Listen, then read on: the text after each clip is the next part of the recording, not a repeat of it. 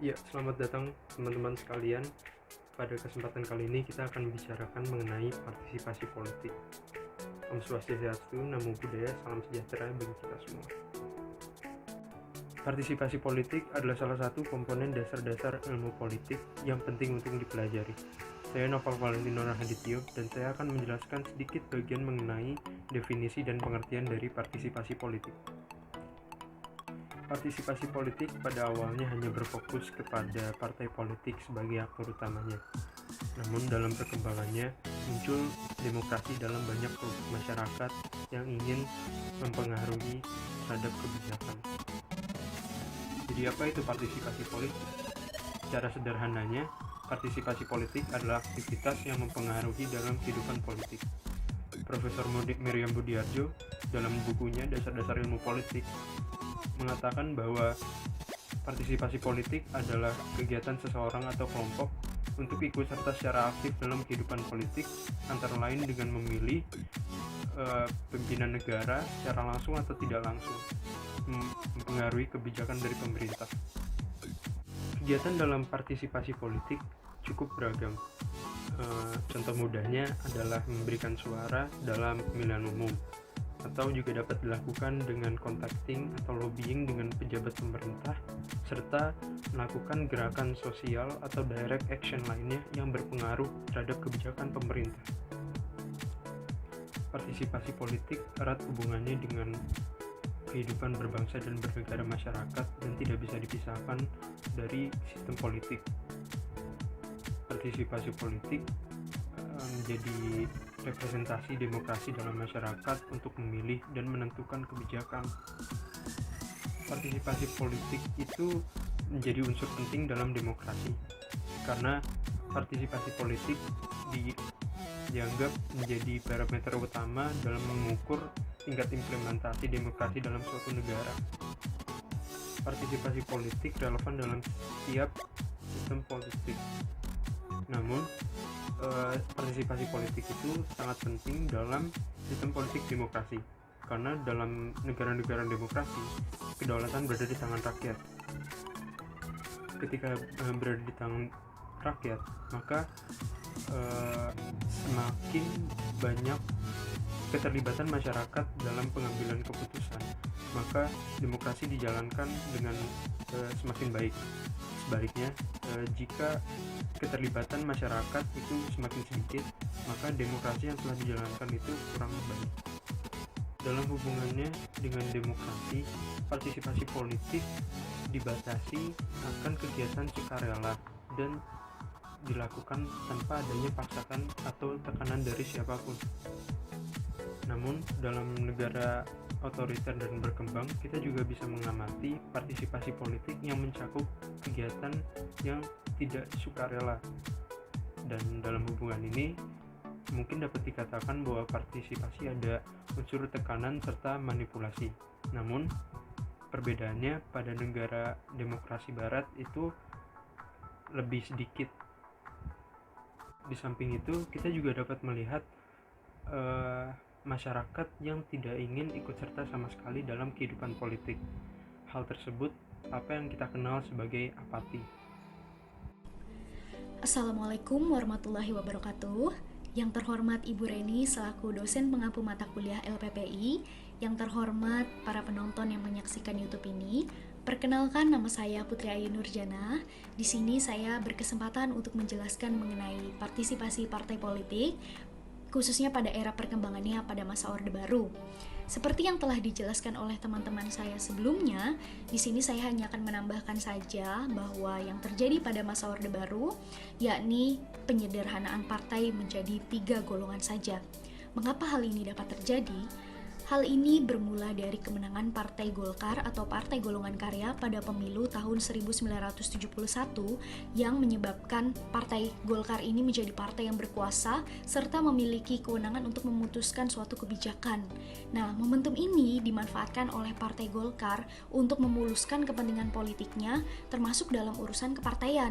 Maka dari itu, pemerintah pada masa Orde Baru waktu itu memuluskannya dengan cara menyederhanakan partai menjadi 3 golongan saja. 3 golongan itu diantaranya yang pertama ada Partai Persatuan Pembangunan, yang kedua ada Partai Demokrasi Indonesia, dan yang ketiga ada Partai Golkar itu sendiri. Partai Persatuan dan Pembangunan atau PPP itu merupakan hasil dari peleburan 4 partai khususnya yang beraliran Islam, yakni ada Nahdlatul Ulama, ada Partai Muslim Indonesia, Partai Sarekat Islam Indonesia, dan yang terakhir ada Persatuan Tarbiyah Islamiyah. Kemudian Partai Demokrasi Indonesia itu merupakan hasil dari peleburan 5 partai politik, diantaranya Partai Nasional Indonesia, Partai Kristen Indonesia, Partai Katolik, Partai Murba, dan Partai Pendukung Kemerdekaan Indonesia. Hal ini ditetapkan pada tahun 1973 yang berimbas pada pemilu tahun 1977 yang pada akhirnya hanya 3 partai tersebut yang boleh mengikuti pemilu. Demikian penjelasan dari saya, mohon maaf apabila banyak kekurangan. Wassalamualaikum warahmatullahi wabarakatuh. Perkenalkan, nama saya Ines Utauruk. Di sini saya akan menjelaskan tentang masa Orde Baru. Pada masa ini, pemerintah di Indonesia dipimpin oleh rezim Soeharto. Masa ini diawali dengan pembubaran 2 partai, yaitu PKI dan Partindo, sehingga di Indonesia hanya tersisa 8 partai saja. Pada masa ini, pemerintah juga melakukan larangan untuk terbentuknya kembali Masyumi, dan pada tahun 1967, pemerintah menolak terbentuknya Partai Demokrasi Indonesia Islam. Di era ini, perkembangan partai politik di Indonesia semakin dibatasi, sehingga sistem multipartai juga semakin terbatas. Selain itu, peran politik juga semakin dibatasi, sehingga dalam kehidupan berpolitik cenderung semakin dikendalikan oleh negara. Terima kasih. Halo semuanya, perkenalkan saya Kevin Renda Pratama, NIM 14050 118140044, dan saya akan berbicara tentang partai politik di masa Orde Baru. Nah, sebelum mengetahui yang dinamakannya partai politik pada saat masa Orde Baru, ada baiknya kita mengetahui bagaimana Orde Baru bermulai. Nah, Orde Baru ini dikatakan bermulai pada saat tahun 1966 mengikuti sebuah kejadian yang namanya Gerakan 30 September. Nah, Gerakan 30 September ini merupakan suatu gerakan atau kejadian di mana sekumpulan orang berkumpul untuk melakukan penculikan dan pembunuhan terhadap petinggi-petinggi militer di Indonesia. Nah, petinggi-petinggi militer ataupun jenderal di Indonesia yang tewas pada saat peristiwa ini merupakan orang-orang seperti Jenderal Ahmad Yani ataupun Letnan Jenderal M.T. Haryono. Nah, dikarenakan oleh sebab itu, ada yang mengatakan bahwa Gerakan 30 SPKI ini merupakan suatu kudeta yang dilakukan oleh Partai Komunis Indonesia atau PKI, dan oleh sebab itu Partai Komunis Indonesia pun mulai mendapatkan penolakan dari massa dan masyarakat pada saat itu. Nah, oleh sebab itu maka dikarenakan adanya situasi politik ataupun situasi keamanan yang tidak baik pada saat itu, Jenderal Soeharto pun diberikan amanah oleh Presiden Soekarno dalam suratnya yang bernama Super Semar untuk melakukan apapun untuk bisa mengembalikan Indonesia ke keadaan yang baik. Oleh sebab itu, Jenderal Soeharto pun langsung melarang PKI dalam bentuk apapun, yakni dalam bentuk partai ataupun hanya sebagai perkumpulan saja. Oleh sebab itu nanti Presiden Soeharto pun akhirnya bisa mendapatkan kekuasaan untuk menjadi presiden dikarenakan adanya peristiwa G30 SPKI itu dan juga surat Super Semar ini. Halo semuanya, salam sejahtera. Nama saya Hafiz Muhammad Haikal. Saya akan melanjutkan penjelasan tentang Pemilu Orde Baru. Pemilu Orde Baru diselenggarakan pada tahun 1971 hingga 1997. Diangkatnya Jenderal Soeharto menjadi pejabat presiden menggantikan Bung Karno dalam sidang istimewa MPR 1967. Sebagai pejabat presiden, Pak Harto tetap menggunakan MPRS dan DPR gotong royong bentukan Bung Karno. Hanya saja dia melakukan pembersihan dan dari sejumlah anggota yang dianggap berbau Orde Lama. Pada masa tersebut ketentuan tentang kepartaian kurang lebih sama dengan yang diterapkan pada era Pak Soekarno, di mana UU yang diadakan adalah UU tentang pemilu dan susunan dan kedudukan MPR, DPR, dan DPRD. Menjelang pemilu 1971, pemerintah bersama DPR menyelesaikan UU nomor 15 yaitu tentang pemilu dan UU nomor 16 yaitu tentang kedudukan DPR, MPR, dan DPRD. Dalam UU pejabat negara harusnya bersikap netral pada pemilu. Akan tetapi pada nyatanya pada pemilu tahun 1971 para pejabat memihak kepada satu peserta pemilu yaitu Golkar. Jadi sesungguhnya pemerintah pun merekayasa ketentuan-ketentuan yang menguntungkan peserta pemilu Golkar, seperti menetapkan seluruh pegawai negeri sipil harus menyalurkan aspirasinya kepada salah satu peserta pemilu itu, yaitu Golkar. Dalam hubungannya dengan pembagian kursi, cara pembagian yang digunakan pada pemilu 1971 berbeda dengan pemilu 1955.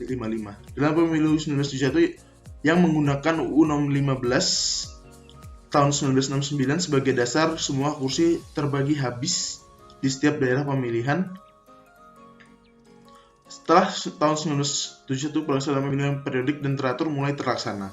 6 tahun berikutnya, yakni 1977, pemilu kedua dilaksanakan setelah pemilu selalu berlangsung setiap 5 tahun sekali. Berbeda dengan pemilu-pemilu sebelumnya, sejak pemilu 1977 pesertanya sejauh lebih sedikit, hanya terdiri atas 2 parpol dan 1 Golkar. Hal tersebut imbas penyederhanaan jumlah partai yang dilakukan pemerintah bersama DPR dan membuat UU nomor 3 tahun 1975 tentang partai dan Golkar. Kedua partai dan Partai Persatuan Pembangunan atau PPP dan Partai Demokrasi Indonesia atau PDI dan satu golongan karya atau Golkar, UU nomor 3 itu diimplementasikan hingga 1997. Hasilnya, Golkar selalu menjadi pemenang, sedangkan PPP dan PDI hanya sebagai pelengkap atau ornamen belaka. Ibarat kata Golkar sudah ditetapkan menjadi pemenang sejak tahun 1971. Keadaan ini secara tidak langsung membuat kekuasaan eksekutif dan legislatif berada di bawah kontrol Golkar dan mendapat dukungan birokrasi sipil dan militer. Hal ini bisa berimbas kepada kepentingan nasional. Terima kasih. Perkenalkan, nama saya Cantika Khairunisa Putri. Saya akan menjelaskan materi mengenai perkembangan partai politik pada masa reformasi. Pada masa ini, koalisi antar partai politik rupanya tidak teratur, baik di antara daerah atau wilayah dan bahkan juga antar level yang berbeda, seperti antara tingkat kabupaten atau kota dengan provinsi dan juga tingkat pusat. Hal ini tampak misalnya ketika pelaksanaan pemilihan bupati atau wali kota, koalisi partai politik antar daerah dan wilayah bisa berbeda-beda. Di suatu kabupaten, koalisi terjadi misalnya antara PDIP, PPP, Partai Demokrat, dan Golkar. Di tempat lain, PDIP bersaing dengan Golkar dan PAN. Lain lagi di kabupaten yang berbeda, PKS berkoalisi dengan PDIP. Tampak dengan jelas dari penjelasan sedemikian, koalisi antar partai politik menjadi sangat ruwet dan bahwa ikatan koalisi itu bukan lagi berdasarkan faktor ideologis sebagaimana yang terjadi pada umumnya, namun sekarang berdasarkan kepentingan untuk memenangkan orang-orang tertentu dalam jabatan politik demi meraih gelar mereka seperti misal bupati, wali kota, gubernur, atau bahkan juga presiden. Nama saya Nindita Febriani, saya akan menjelaskan mengenai ideologi partai politik pada masa reformasi. Partai politik tentunya memiliki ideologi tertentu yang nantinya akan diperjuangkan untuk mensejahterakan rakyat. Di sini saya akan menyampaikan 3 peran ideologi dalam partai politik. Yang pertama adalah distingsi partai politik, di mana ideologi yang dimiliki oleh partai politik akan membedakan mereka ke dalam intention atau niat dari masing-masing partai politik.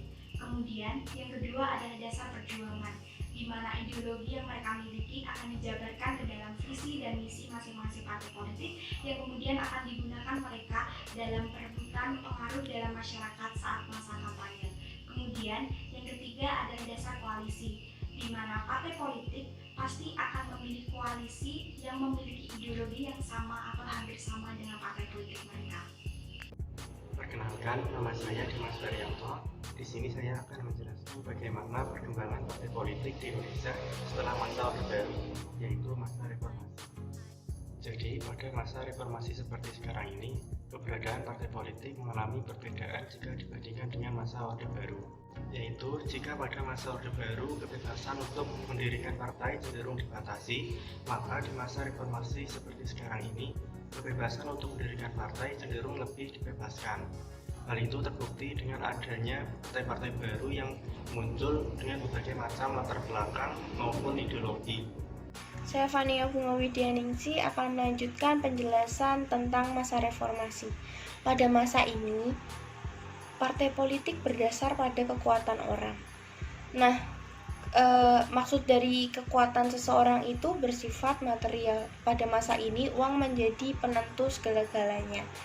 Iklim perpolitikan pada masa reformasi ini melahirkan transaksi-transaksi baru yang melibatkan politik dan uang. Salah satu contohnya jual beli jabatan. Sayangnya, pada masa ini pemerintah juga melakukan kampanye tentang pemberantasan korupsi. Nah, hal ini menyebabkan banyak sekali pejabat-pejabat seperti anggota DPR atau bupati atau pejabat-pejabat lainnya menjadi tersangka dalam kasus korupsi. Sekian penjelasan tentang masa reformasi. Assalamualaikum warahmatullahi wabarakatuh. Perkenalkan, nama saya Putri Cahya Alestari dengan nomor induk 140501130130130. Di sini saya akan menyampaikan kesimpulan dari uraian-uraian yang telah disampaikan oleh rekan-rekan saya mengenai partisipasi politik yang telah terjadi di Indonesia sejak masa Orde Baru hingga masa reformasi. Dimulai dari pengertian partisipasi politik itu sendiri, saya simpulkan secara umum bahwa partisipasi politik itu merupakan suatu kegiatan seseorang atau suatu kelompok yang ikut serta aktif dalam kehidupan berpolitik di Indonesia. Kemudian selanjutnya, partisipasi politik ini memiliki beberapa sifat. Yang pertama ialah ia tidak dapat dipisahkan dan relevan dalam setiap kehidupan berpolitik. Kemudian yang kedua adalah partisipasi politik ini merupakan suatu unsur yang penting dalam demokrasi. Kemudian yang terakhir ialah partisipasi politik ini merupakan tindakan yang sukarela tanpa paksaan. Selanjutnya masuk ke masa Orde Baru setelah pemberontakan G30 SPKI itu dikeluarkanlah surat perintah 11 Maret atau sering disebut sebagai Super Semar yang mana dengan surat ini Presiden berhak untuk menetapkan pembubaran gerakan 30 SPKI ini dan organisasi-organisasi sejenis. Nah, akibat dari hal ini, pergerakan partai politik di Indonesia menjadi sangat dibatasi. Contohnya, Partai Komunis Indonesia dan Partindo itu dibubarkan. Nah, selanjutnya, pada pemilihan umum tahun 1971, Partai Golkar keluar sebagai pemenang. Maka dari itu, Partai Golkar dapat mengeluarkan kebijakan berupa penyederhanaan partai politik, di mana mereka menyederhanakan partai politik menjadi 3 golongan, yaitu yang pertama PPP, itu yang berisikan partai Islam, yang kedua adalah PDI, merupakan partai-partai pergerakan perjuangan, dan yang ketiga adalah Partai Golkar ini sendiri. Ketiga partai ini selanjutnya menjadi peserta pemilu di tahun-tahun berikutnya. Selama 5 kali pemilihan umum berlangsung, Partai Golkar selalu keluar menjadi pemenang, sementara PPP dan PDI hanya menjadi ornamen dalam pemilihan umum. Selanjutnya, setelah berakhirnya masa Orde Baru, berakhirlah sudah batasan-batasan yang diberlakukan oleh pemerintah. Terbuka kembali kesempatan yang luas untuk masyarakat berpartai tanpa batasan-batasan yang disederhanakan oleh pemerintah tadi. Namun hal ini menimbulkan meluapnya partai politik. Dari situ timbul kembali upaya untuk menyederhanakan partai politik. Nah, solusi dari meluapnya partai politik ini muncullah aturan yang bernama electoral threshold. Nah, itu merupakan suatu bentuk seleksi yang mana akan menyederhanakan partai politik itu secara alami. Pada tahun 2004, partai yang lolos untuk pemilihan umum itu hanya terdapat 7 partai.